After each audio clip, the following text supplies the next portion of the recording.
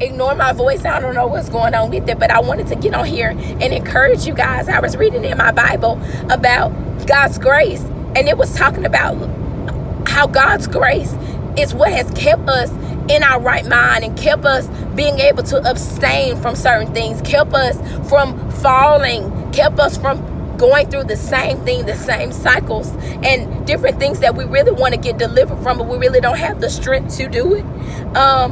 And I had an epiphany because, we hear preaching about God's grace is sufficient for you. God's grace is what kept me. And I think I just never thought about it like that. Because older people are shouting and they're screaming as soon as a preacher talks about God's grace. But when I looked up the definition of grace, it was really just talking about his presence and how he's with us and how he stands with us.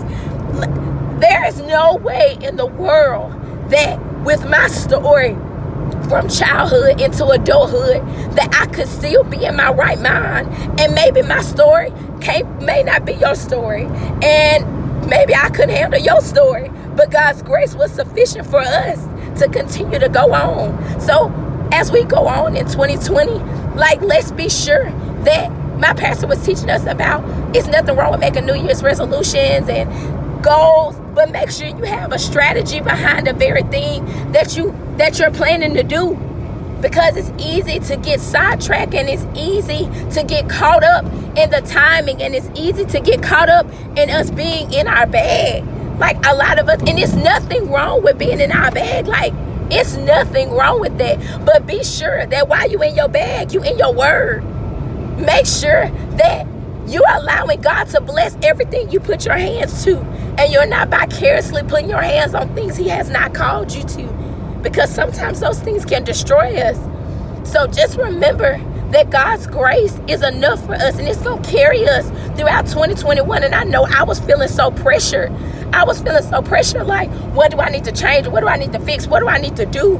And God was reminding me, I've called you to more, and I'm doing a new thing in your life. And I believe the same for you guys is that what God is doing in our life, we may not be able to wrap our mind around it, but more and more every day he's beginning to give us insight on the things that he has for us. But we have to be in the position to listen. Don't catch yourself in the same position you was in 2019. You didn't get anywhere when it came to certain things in your life, and you may know what that is. Whatever boundaries that you need to set up, whatever walls you need to put up.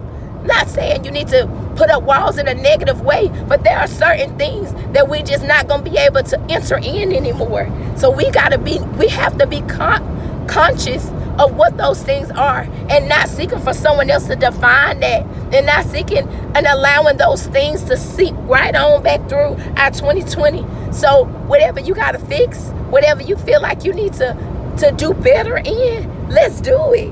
It's nothing to it but to do it. God's grace is sufficient for you in your journey. I love you guys, and I hope y'all have an amazing day.